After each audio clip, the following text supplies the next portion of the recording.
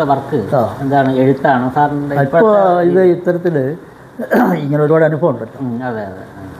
അപ്പോൾ അത് നമ്മൾ സ്കൂളിൽ നടന്ന എല്ലാ വർക്കിലേക്കും പോകണ്ട, നമ്മൾ സമയം തികയില്ല. അപ്പോൾ ആ ഒരുപാട് സ്കൂളിൽ നടന്നത് സ്കൂളിന് പുറത്ത് കിടന്നതായിട്ട് പക്ഷത്തിൻ്റെ. അപ്പോൾ ഇതിൻ്റെയൊക്കെ ഒരു അനുഭവം വച്ചിങ്ങനെ ആലോചിച്ചാൽ ഇപ്പോൾ സമയമുണ്ടല്ലോ. അപ്പോൾ ഇങ്ങനെയൊക്കെ കുറേ വായിക്കുന്നു, കുറേ സിനിമകൾ കാണുന്നു, ഇതിനൊക്കെ കാര്യം തിരിച്ചു വരുന്നുണ്ട്. ചില കാര്യങ്ങൾ ഓർമ്മയിൽ വരുന്നത്, അല്ലെങ്കിൽ കുറച്ച് കാലം എൻ്റെ ഓർമ്മയെല്ലാം പോയി. പക്ഷെ പിന്നെ എനിക്ക് തിരിച്ച് കിട്ടി. കൊറോണ വന്നപ്പോൾ കൊറോണയൊക്കെ ബാധിച്ചല്ലോ, അപ്പോൾ അതിലൊക്കെ എല്ലാം പോയി. ഓർമ്മ വെച്ചാൽ ഒന്നും വരില്ല. അത് കൊറോണയും മറ്റ് പല 4 അസുഖങ്ങളും എല്ലാവരും വന്നപ്പോൾ എനിക്ക് എല്ലാം പോയി. ഒരു നിർമ്മമായിട്ടുള്ളൊരു പോകും. പിന്നീട് ക്രമേണ എല്ലാം തിരിച്ചു വന്നു, എല്ലാം വന്നു. ഓക്കെ, അപ്പോൾ ഓൾറെഡി ഓക്കെ. അപ്പോൾ ഞാൻ ഈ പറഞ്ഞു തന്നത് ഈ അനുഭവങ്ങളെല്ലാം കൂടെ വെച്ച് ഇങ്ങനെ ആലോചിച്ചപ്പോൾ ഇന്ന് നടക്കുന്ന പഠനവും അസറ്റീസ് ഇപ്പോൾ നടക്കുന്ന അടക്കം അതിനും ഒരുപാട് പരിമിതികളുണ്ട്. ഇങ്ങനെയല്ല വിദ്യാലയങ്ങൾ പോവേണ്ടത്. ക്ലാസ് മുറികൾ തന്നെ വേണ്ട, ക്ലാസ് മുറികൾ വേണ്ട, അധ്യാപകർ വേണ്ട, പരീക്ഷ വേണ്ട എന്നൊക്കെ ഉള്ള ഒരു ചിന്തയിൽ. എന്നാൽ അതൊക്കെ ഉണ്ടെന്നാൽ വേറെ രീതിയിൽ മാറി. സ്കൂളും വേണ്ട, സ്കൂളുമൊക്കെ പുതിയ രീതിയിൽ മാറി വരണം.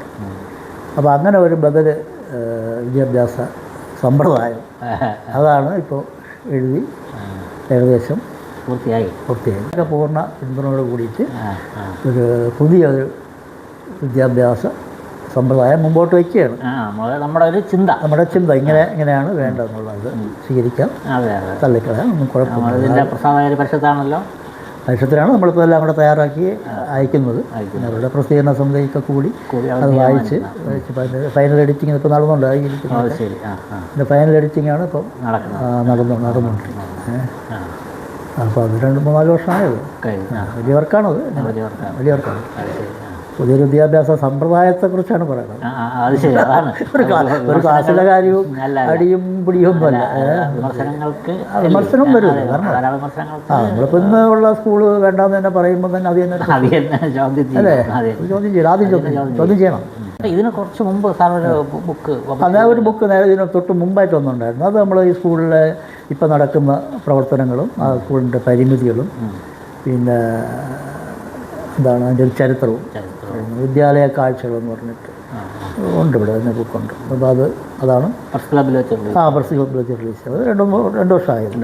അതിൻ്റെ തുടർച്ചയുണ്ട്.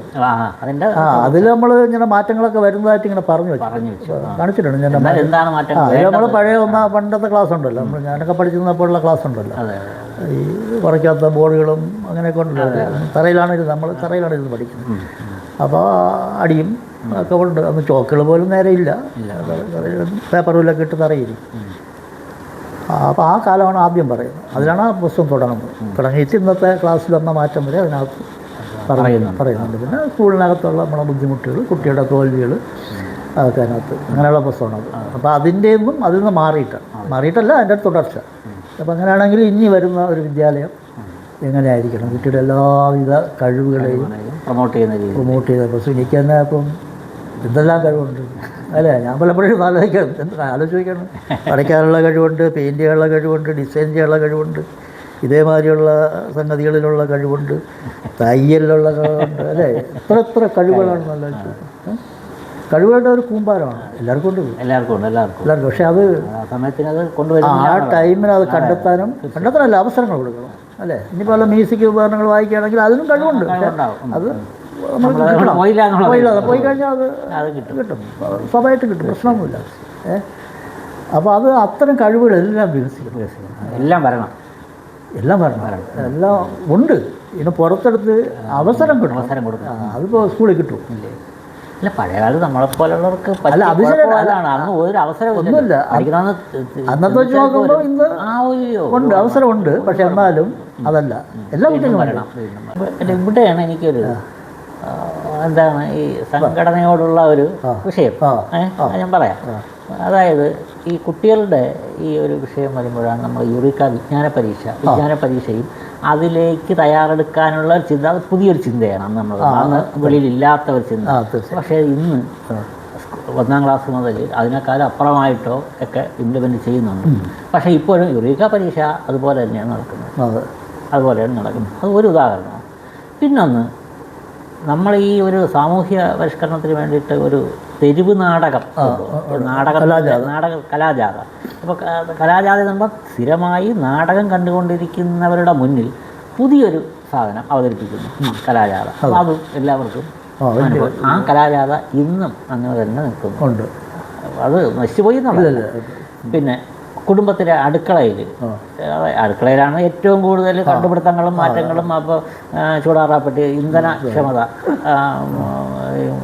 ചൂടാറാപ്പെട്ടി, പിന്നെ പരിഷത്ത് അടുപ്പുകൾ, ഈ രണ്ട് സാധനവും ഇന്നും നിലനിൽക്കുന്നു. അന്ന് പിന്നെ എന്താണ് ഈ വിറക് ലാഭിക്കാൻ വേണ്ടിയിട്ടും അതിൻ്റെ പുക ഉള്ളിൽ കയറാതിരിക്കാനും ഒക്കെ വേണ്ടിയിട്ടാണ് നമ്മൾ അതൊക്കെ ചെയ്തത്. ഇന്ന് ഗ്യാസായി, ഇപ്പോൾ LNG പൈപ്പിലൂടെ വരുന്ന ഒരവസ്ഥയിലേക്കൊക്കെ മാറി. പക്ഷേ ഇന്ന് നമ്മൾ അവിടെ തന്നെ ഇന്നും ആ സാധനങ്ങൾ ഇപ്പോഴും വിൽക്കുന്നുണ്ട്, ഇപ്പോഴും അതിൽ തന്നെ നിൽക്കുന്നുണ്ട്. ഞാൻ പറയുന്നത് ഇതുപോലുള്ള ഈ സാമൂഹ്യ രംഗത്ത് ധാരാളം ബദലുകൾ കൊണ്ടുവന്ന ഒരു പക്ഷത്ത് സംഘടന പക്ഷത്തിൻ്റെ കുഴപ്പമൊന്നുമല്ല, നല്ല മാറ്റങ്ങൾ കൊണ്ടുവന്നു. ഈ മാറുന്ന കാലത്തിനനുസരിച്ചും ഇതിനപ്പുറത്തേക്കുള്ള ബദലുകൾ വരേണ്ടേ? തീർച്ചയായിട്ടും അത് നല്ല ചിന്തയാണത്. നല്ല ചിന്തയല്ല, നല്ല ചോദ്യമാണത്. ബദലുകൾ മാറി വരേണ്ടതായിട്ട് തോന്നുന്നു. അത് നമുക്കിപ്പോൾ അങ്ങനെ പറഞ്ഞാൽ പെട്ടെന്ന് നമുക്ക് അതിൻ്റെ ഒരു ആൻസർ പറയാൻ കഴിയില്ല. ഒന്ന് പറ്റിയുണ്ടല്ലോ പത്മഭൂഷൺ, അവിടെ ഇരിക്കും. അപ്പോൾ അത് നമ്മൾ ലക്ഷ്യം എന്താണ്? കുറച്ച് വില കുറച്ച് കൊടുക്കണം, എല്ലാവർക്കും അത് ഉപയോഗിക്കാൻ പറ്റണം. അതുകൊണ്ടാണ് അത് അങ്ങനെ ഇരിക്കുന്നത്. അപ്പോൾ അതിനെ വേണമെങ്കിൽ സുനിൽ പറഞ്ഞാൽ വേണമെങ്കിൽ കാലത്തിനനുസരിച്ച് അതിനെ പരിഷ്കരിച്ചെടുക്കാം. അപ്പോഴേക്കും അതിൻ്റെ ചിലവ് കൂടുകയും സാധാരണക്കാരനത് അപ്രാപ്യമായി മാറുകയും ചെയ്യും. അപ്പോൾ നമ്മുടെ ഒരു ലക്ഷ്യം അതല്ലല്ലോ, അതുകൊണ്ടാണ് അതങ്ങനെ നിൽക്കുന്നത്. പക്ഷേ അത് ഒരു ഭാഗം. രണ്ടാമത്തെ ഭാഗം എന്ന് വെച്ചാൽ അടുപ്പുകളുടെ കാര്യത്തിലാണെങ്കിൽ അടുപ്പിൽ കുറേ മാറ്റങ്ങൾ പിന്നീടൊക്കെ വരുത്തിയിട്ടുണ്ട്. ഇന്നിപ്പോൾ അടുപ്പിന് വലിയൊരു പ്രസക്തി പൊതുവേ കാണുന്നില്ല. അങ്ങനെയാണ് അടുപ്പിനെ മാറ്റി നമ്മൾ പക്ഷത്തടുപ്പ് വെച്ചിരുന്ന നേരത്തെ കോഴിലൊക്കെ വെച്ച് അടുപ്പുണ്ട്. പക്ഷെ അത് മാറിയിരിക്കുകയാണ് അല്ലേ, ഒരു മിഡിൽ ക്ലാസിൻ്റെയും ഒക്കെ ജീവിതം. കാരണം മാറ്റം വന്നിട്ടുണ്ട്. നമ്മളെ നാട്ടിന് ഒരുപാട് അടുപ്പ് വെച്ചു, കണ്ടമാനം അടുപ്പ് വെച്ചു, വെച്ചു. ഞാൻ തന്നെ പോയി വെച്ചതുണ്ട്, അല്ലാതെ ഉണ്ട്. അപ്പോൾ അവരൊക്കെ വെച്ചിട്ടുണ്ട്. പക്ഷെ അതിൽ ഈ പറഞ്ഞ അതെല്ലാം ഇങ്ങോട്ട് മാറിയില്ല. അപ്പോൾ എന്താ ഈ അടുക്കളയെല്ലാം പുതിയ രീതിയിലേക്ക് പറഞ്ഞാൽ പൈപ്പിലൂടെയുള്ള ഗ്യാസുകളൊക്കെ ആയി മാറിയിട്ടുണ്ട്. അപ്പോൾ അതിൻ്റെ ഒരു മാറ്റം ഉണ്ട്. പിന്നെ പുതിയ ബദലുകളിലേക്ക് നമ്മൾ വരണം. നമ്മളിപ്പോൾ ഈ സോളാറിൻ്റെ കുറച്ച് ബദലുകൾ സൃഷ്ടിച്ചിട്ടുണ്ട്. മാലിന്യ നിർമ്മാർജ്ജനത്തിൽ നമുക്കൊരു മുൻകൈയുണ്ട്. IRTC കേന്ദ്രീകരിച്ചാണ് അത് നടക്കുന്നത്. അപ്പോൾ അത് വ്യാപകമായിട്ട് നമുക്ക് ഈ നാടുകളിൽ ഒക്കെ അങ്ങനെ നമ്മുടെ സംഘടനാ പ്രവർത്തനത്തിൻ്റെ ചില ദൗർബല്യങ്ങൾ കൊണ്ടാണ് അത് പ്രചരിപ്പിക്കാൻ കഴിയാതെ. അതുകൊണ്ടാണ് ഈ ബദലുകൾ ദൃശ്യമാകാത്തത്. ബദലുകളുണ്ട്, പക്ഷേ ദൃശ്യമാകുന്നില്ല എന്നുള്ളത് ചെറിയ പ്രശ്നമാണ്. അന്ന് എനിക്ക് തോന്നുന്നില്ല അതങ്ങനെ അങ്ങനെ ഉണ്ട്. ബദലുകൾ ഇല്ലെന്നല്ല, ബദലുകൾ ഉണ്ട്. പക്ഷെ അത് കൂടുതൽ ഈ സുന്നി പറഞ്ഞത് ഒരു പ്രധാനപ്പെട്ട പോയിന്റ്. ഈ കാലത്തിനനുസരിച്ചിട്ട് അല്ലേ സമൂഹത്തിൽ ഒരുപാട് മാറ്റം വന്നിട്ടുണ്ട്. അല്ലേ മാറ്റം അല്ലേ. അപ്പോൾ ഇപ്പോൾ അന്ന് നമ്മളിപ്പോൾ 81 അക്ഷരരേഖ തുടങ്ങിയെന്ന് പറഞ്ഞിട്ട് ഇനിയിപ്പോൾ അക്ഷരരേഖ അടുത്തോട്ട് പോയിട്ട് കാര്യമില്ല. ഇനി ഇതുവഴി ഞാനിപ്പോൾ പറഞ്ഞ മാതിരിയാണ് കുട്ടികളുടെ എല്ലാവിധ കഴിവുകളെയും വികസിപ്പിക്കുന്നതിന് അനുയോജ്യമായിട്ടുള്ള സംവിധാനങ്ങൾ അല്ലേ, അത് സ്കൂളാവാം എന്താവാം, തീർച്ചയായും അങ്ങനെയുള്ള സംവിധാനങ്ങളിൽ എത്തണം. അതാണ് നമ്മൾ ഇപ്പോൾ ഈ ബുക്കിൽ നമ്മൾ മുമ്പോട്ട് വയ്ക്കുന്നത്. പിന്നെ അത് എത്രത്തോളം പ്രായോഗികമാകുന്നൊക്കെയുള്ള പിന്നീടാണ്. പക്ഷേ ആശയമാണ് ഇപ്പോൾ അതിനകത്ത്. ആശയം ഒരു ദിവസം സുപ്രാപ്തി വന്നതല്ല, പരിഷത്തിൻ്റേതുമായിട്ടുള്ള ഒരു കൂട്ടായ പ്രവർത്തനങ്ങളും ചർച്ചയും ഇതുപോലെയൊക്കെയുള്ള എല്ലാം കൂടെ ചേർന്നിട്ട് നമ്മുടെ മനസ്സിൽ വന്നു. നമ്മളൊരു ആളായിട്ടതങ്ങ് എഴുതുന്നു, അത്രയേ ഉള്ളൂ.